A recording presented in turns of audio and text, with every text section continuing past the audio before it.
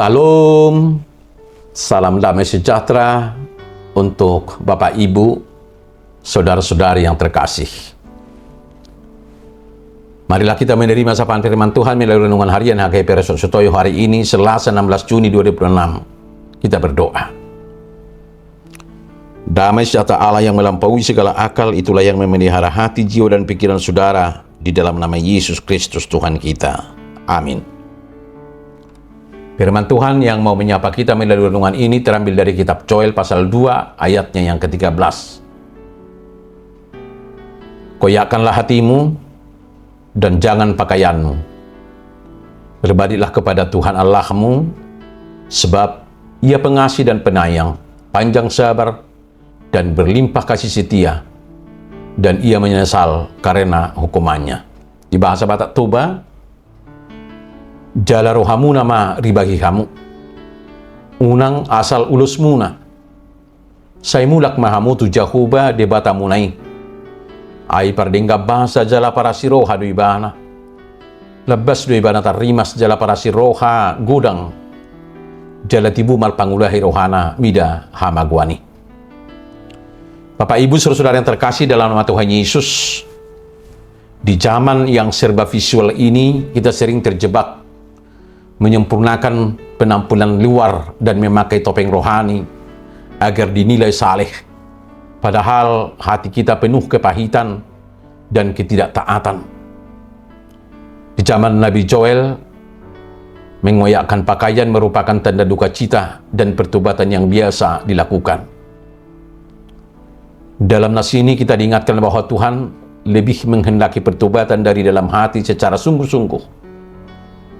Mengoyakkan hati berarti datang kepada Tuhan dengan kejujuran, mengakui kerapuhan dan kelemahan, serta menghancurkan kesombongan di hadapannya.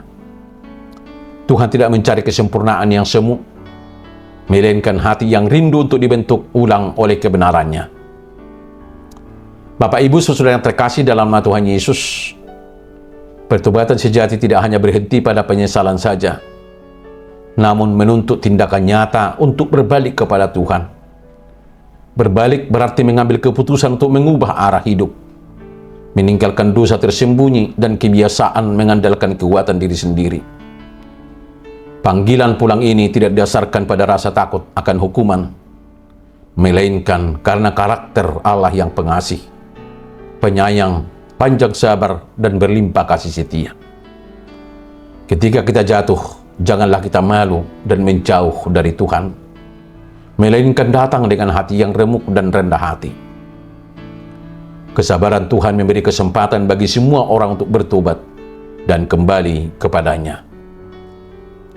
Bapak, Ibu, saudara yang terkasih di dalam nama Tuhan Yesus, marilah kita menanggalkan segala kepura-puraan dan datang kepada Tuhan apa adanya hari ini.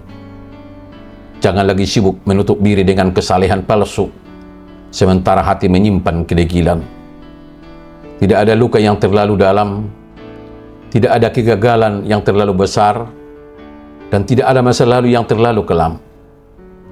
Izinkan Roh Kudus memperbaiki dan menyembuhkan setiap bagian hidup kita yang rusak, agar pemulihan yang sejati terjadi. Ketika kita berbalik dengan sungguh-sungguh, Tuhan telah menanti dengan tangan terbuka, mengampuni, dan menuntun langkah hidup kita ke depan. Tuhan Yesus memberkati kita semua. Amin. Kita berdoa. Bapa Surgawi yang kami sembah di dalam nama Tuhan Yesus Kristus, terima kasih atas teguran dan kasih-Mu yang mengingatkan kami hari ini. Ampuni kami jika selama ini ibadah kami hanya sebatas formalitas dan penuh kepura-puraan. Hari ini kami mau mengoyakkan hati kami di hadapan-Mu, menyerahkan segala kerapuhan, dosa, dan ego kami untuk Engkau pulihkan. Biarlah Roh Kudus memimpin kami untuk hidup dalam pertobatan yang nyata dan ketaatan yang tulus setiap hari. Terima kasih karena Engkau adalah Allah yang penuh kasih setia dan selalu menyambut kami kembali. Di dalam nama Tuhan Yesus Kristus kami berdoa. Amin. Salam, salam damai sejahtera, selamat menjalani hidup dalam kesucian dan ketulusan. Immanuel.